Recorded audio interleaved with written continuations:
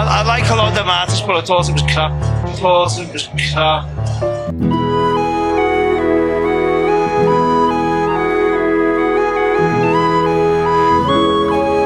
通勤通学中の皆様おはようございます。ブクタの世界時事ニュースの時間です。さあ本日はですね、FIFA ワールドカップからの話題になります。先日このワールドカップの決勝戦が開催されました。この中でワールドカップ史上初となりますハーフタイムショーが実施されたんですが、これがですね、大酷評されてしまっていると、このようになってしまっているんですね。非常に豪華なショーにはなっていたんですが、なぜここまで批判されてしまうんでしょうか。本日は一体何が起きているのか、詳しく見ていきたいと思います。この番組は海外のホットな時事ニュースをお届けします。通勤通学のお供にちょうどいいチャンネルとなっていますので、ぜひチャンネル登録お願いします。さあ、それでは本題です。こちらね、すごいのが見えておりますが、先日 FIFA ワールドカップの決勝戦が開催されまして、このチャンネルご覧になっている皆さんもね、多くの方ご覧になったんじゃないかなと思います。その中で、このワールドカップ史上初の非常に豪華なね、ハーフタイムショーが開催されたんですよ。するとこれに対して大きな批判が寄せられているということで、これすごいですよ。もう本当にね、様々なメディアがこれに対してね、ネガティブな形で伝えているということで、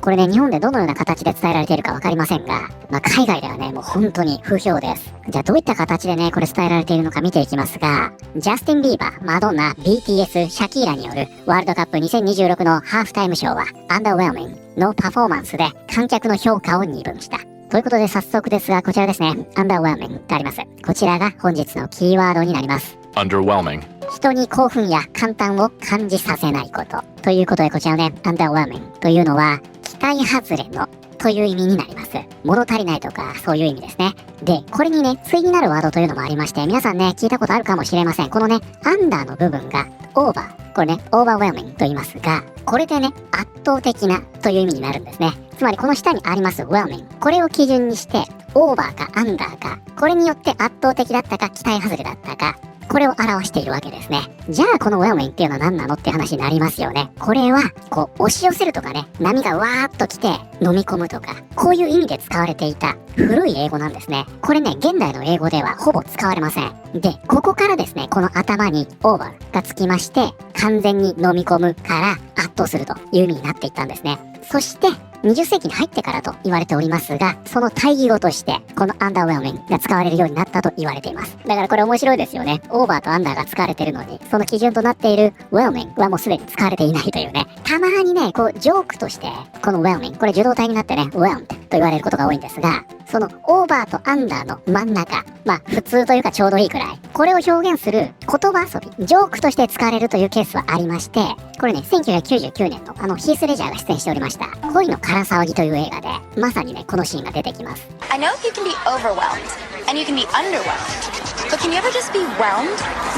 I think you can in Europe. ということで、こちらはジャスティン・ビーバー、マドンナ、BTS、シャキーラによるワールドカップ2026のハーフタイムショーは、期待外れのパフォーマンスで観客の評価を二分した。ジャスティン・ビーバー、マドンナ、BTS などが出演し、大きな期待を集めたワールドカップ決勝の豪華なハーフタイムショーは、結局のところ期待外れで混乱したひどい寄せ集めだったと評された。日曜日、ニュージャージー州のメットライフスタジアムで行われたハーフタイムショーでは、コールドプレイのフロントマン、クリス・マーティンが構成を手掛け、スーパースターたちが共同で出演を務めた。彼らの知名度は申し分なかったが、その組み合わせはまとまりのない勢い、不自然な場面展開、そして全体に漂う不協和感によって悪い方向に作用した。ということでね、ここでは何が起きたかと言いますと、先日開催されましたワールドカップの決勝戦ですね。ここで、このワールドカップ史上初のハーフタイムショーが開催されました。ハーフタイムショーと言いますとね、やはり皆さん思い浮かぶのが、アメフトのスーパーボウルのハーフタイムショーなんじゃないかなと思いますが、つまりはあれをワールドカップに持ち込んだんですね。で、今回のね、このハーフタイムショーというのは、このハーフタイムをつなぐただのショーというわけではなくって、こちらね、FIFA の公式サイトになりますが、ここにあります。子供たちへの質の高い教育とサッカーをする機会の拡大を目的に、1億ドルの資金調達を目指す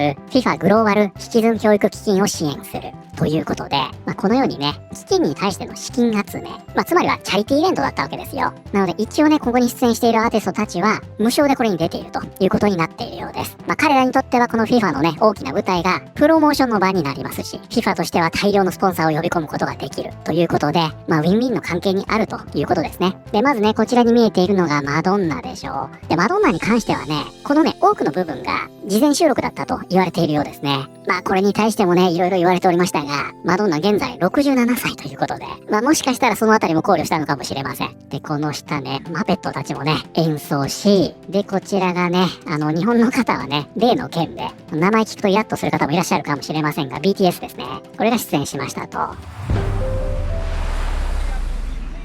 今なんかね、これ収録時点ではありますが、X にね、こんなストーリーが立っておりまして、BTS がアジア人男性のイメージを変えたのに、日本人男性から評価が低い理由とは、こんなトピックが立ち上がっておりまして、この方が発端なんですかね。BTS はあらゆる人種から性的魅力がないどころか、うっすらキモいと思われているアジア人男性が、シュッとしたビジュアルとイケてるダンスで、世界を席巻するという歴史に残る快挙を成し遂げたにもかかわらず、当の黄色人種の男性からの評価が低いのはなぜなんだぜ。ということで、まあここからもね、BTS についての議論がバチバチと繰り広げられていると、こんな状態になっておりますが、これやっぱりね、今回のワールドカップのハーフタイムショーのこのパフォーマンスきっかけということなんですかね。これちなみにね、海外でも同様の議論というのが繰り広げられています。ちょっとね、これについては後ほど触れるかもしれません。そしてこちらね、ジャスティン・ビーバーですよ。かなりね、しっとりとした曲を歌っておりましたが、ここね、出演していると。そしてこの下ね、はい、シャキーラですね。現在ね、49歳ということで、これがね、すごい若いと言って日本でも話題になっておりましたが、シャキーラね、ちなみに、今回のこのアーティストの中で、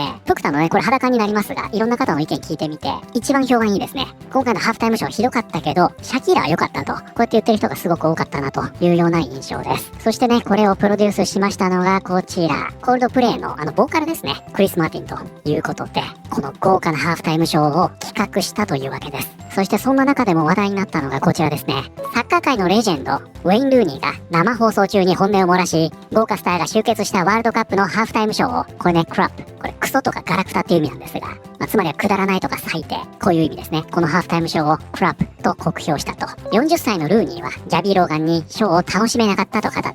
出演していたアーティストの多くは好きだけど、これはクソだと、ワールドカップに3度出場したルーニーは放送で語った。本当にそう思ったと強調すると、ローガンは気まずそうに視聴者へ、 BBC では他に何が見られるかというと述べた。ということでね、これまさにね、生放送中の出来事だったということなんですが、イングランドの元選手ですね、ウェイン・ルーニー、ワールドカップでも優勝経験あったと思いますが、彼がね、あまりにもこの番組の中で率直に語ってしまったということで、こちら大変話題になっています。で、これね、BBC スポーツがちゃんとここ切り取ってね、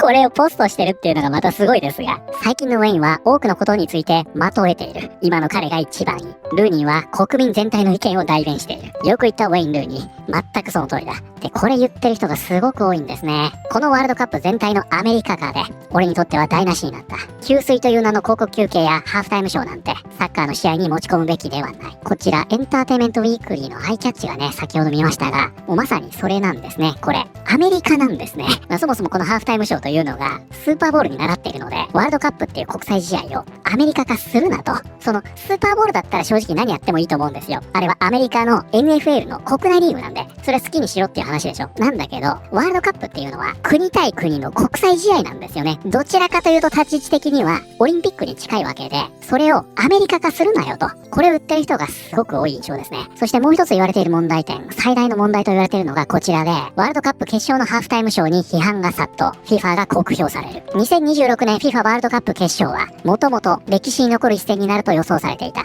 だが、誰もがこのような形を想像していたわけではない。FIFA は初めてサッカー最大の一戦に、スーパーボール形式のハーフタイムショーを導入。エンターテインメントによって新たな魅力を加えようとした。しかし、その決定は、ワールドカップ最大の論争の一つとなり、ファンからは、決勝でそこまでの話題作りが本当に必要だったのか、と疑問の声が上がった。こうした懸念は、ワールドカップ開幕前に、ハーフタイムショーの開催が発表された時点から、FIFA につきまとっていた。そしてこの下にね、その問題点というのが書かれているんですが、ここではね、何を言っているかというと、もともとね、このハーフタイムショー、20分になりますよと、両チームに対して伝えられていたようですね。なんですが、結局のところ、こちらにありますが、27分19秒、試合が再開されるまで、これだけの時間がかかってしまったと。でね、サッカーのハーフタイムというのは、こちらロイターでもね、この件伝えているんですが、ここにあるんですが、規則では、ハーフタイムの休憩時間は15分を超えてはならないと定められているそうなんですね。で、これを定めているのが、国際サッカー評議会なんですが、FIFA は一応この規則に従っていると言ってはいるものの、実際ね、ワールドカップの大会規則そのものには、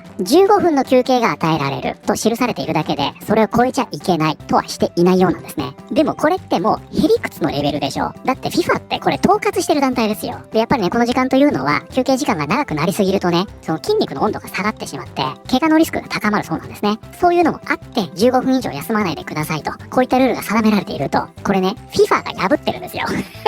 実際今回のハーフタイムショー終わってみれば、もともと20分ぐらいかかりますよと言われていたものが、その時点で5分限界突破してしまってるんですが、27分19秒かかってしまったと。つまりこのハーフタイムというのが、選手たちに与えられた休憩時間ではなくって、ショー自体が目的になってしまっているというところに、今回大きな批判が集まっていると。いや、ちょっとね、これに対しての皆さんの反応を見ていきますが、これがね、面白い。8万人以上が入ったスタジアムで、これほど静かで退屈そうな雰囲気を見たことがない。サッカーにハーフタイムショーは必要ない。どうしてもやるなら、せめて実力のあるアーティストを呼ぶべきだ。現地の人たちでさえ、アラビア語で、一体誰がこんな連中をワールドカップで歌わせたんだと言っていた。ということでね、このターバン2期が激起こしているというね、前半終了の笛から後半開始の笛まで、ワールドカップ決勝のハーフタイムは、馬鹿げたことに27分24秒も続いた。サッカーがない時間が約30分。誰も望んでいないショーのためにだ。さっさと選手たちをピッチに戻してくれ。で、この方ね、アカウント北米となっておりましたが、BTS について日本でもね、さっきいろんな議論が X で巻き起こっていましたね。これね、海外でも同じなんですね。悪く言うつもりはないけど、一体彼らがどうやってデビューできたんだ。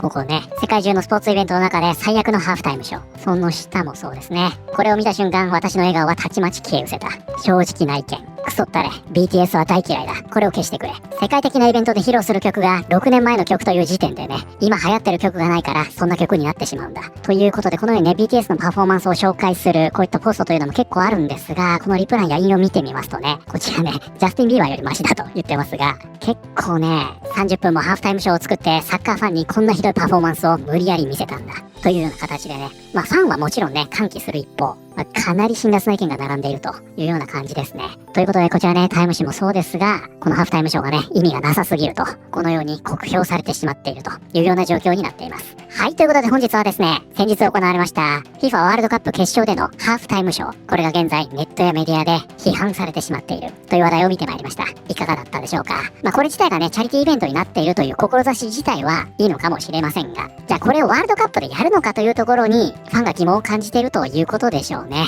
チャリティーイベントやるんだったら、チャリティーイベント単体で2時間ぐらいでやればいいじゃんって話になると思うんでね。わざわざ選手やサッカーを見に来ている観客を待たせてまでね、こんなのをねじ込むなということなんでしょうね。皆さんはこれについてどのように思われたでしょうか。ということで本日の動画は以上になります。この動画良かったよと思っていただいた方、ぜひチャンネル登録、グッドボタンお願いします。それではまた通勤通学中にお会いしましょう。そして皆さん、昨日の動画にもたくさんのグッドボタンとハイプいただきましてありがとうございました。